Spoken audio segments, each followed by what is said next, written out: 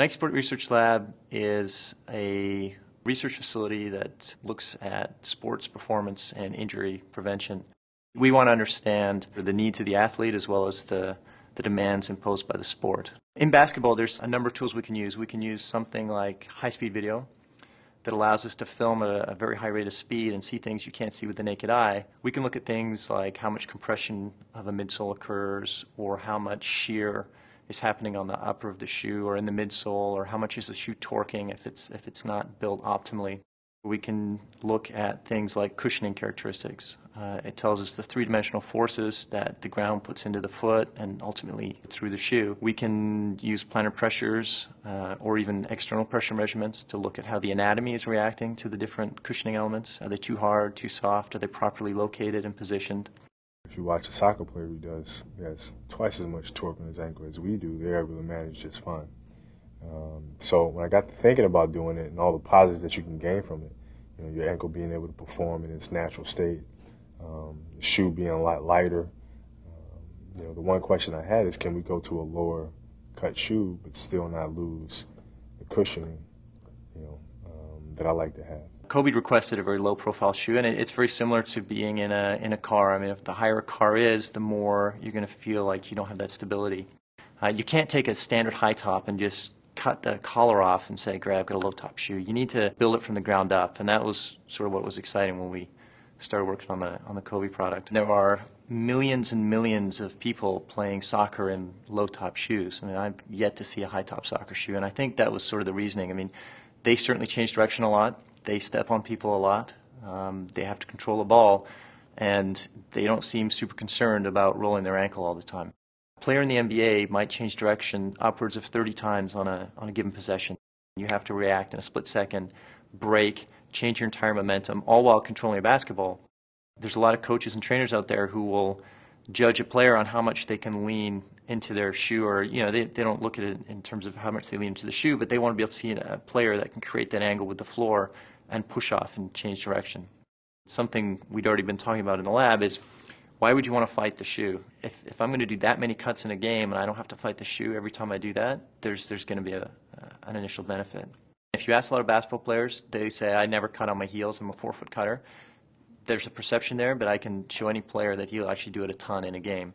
So as you come in and cut and you hit the ground, what you want a sort of a smooth transition. If the shoe's too hard, the shoe will snap over, and there's a feeling of, not only does that, if it snaps you over faster, there's increased risk of injury, but it's just, there's a medial lateral transition that you want to have in a shoe that makes it feel like it's not a board under your foot.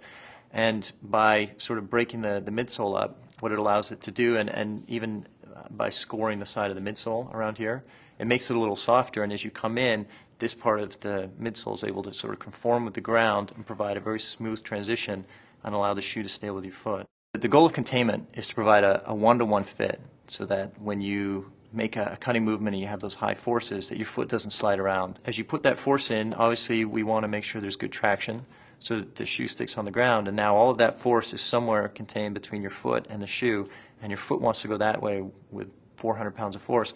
This has to be able to contain the foot. There's a number of things that we do to provide the strength and the containment. One of them is flywire, which are these high tensile strength cables inside the shoe that provide that support in a lightweight package to hold your foot over the footbed. That gives the stability to the shoe that we're looking for. That's why it's able to be so light, because the flywire technology will still protect you and hold you in there where you need that stability, but at the same time it's a lightweight material.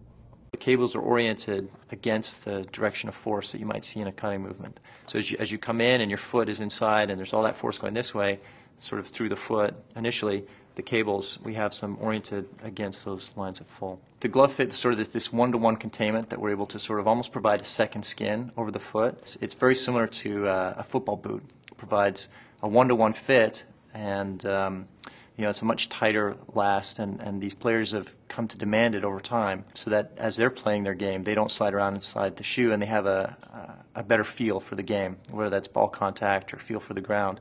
They demand that one-to-one fit, and that's what Kobe was looking for. And basketball players, anytime that you plant and your foot moves inside, and there's that, even if the shoe stays on the ground, you've lost a little bit of that force that you were pushing off. It's like having a seatbelt that goes to your passenger chair.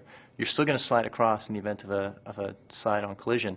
What you want is that to come completely around you and completely envelop you in the event of a car seat or your foot. And that's why these cables sort of try and get around and under the foot, and the reason we sculpted the arch, so that you do get that containment, that absolute lockdown around the foot. We have just strategic elements that are designed, not only to provide support as an outrigger, but as they extend up, they increase the stiffness of the sidewall sort of through the midsole and prevent that from collapsing. And then there's just the very simple, kick on the back is back to that leaping angle. When you come in like this, you still want some cushioning there, even though we might not be able to push the airbag all the way to the back. That midsole has to conform, provide smooth transition, and moderate those forces that are coming up. And at 10.6 ounces, I think it's pretty amazing. The lighter the shoe is, the less resistance you have. It's just as simple as that. I mean, it's a bit of an illusion when you pick it up. There's this expectation that it's going to be more than it is. If he ever has to think about the shoe in the game, we need to get better. There should never have to be a consideration other than after the fact. Wow, I couldn't have done that without the shoe.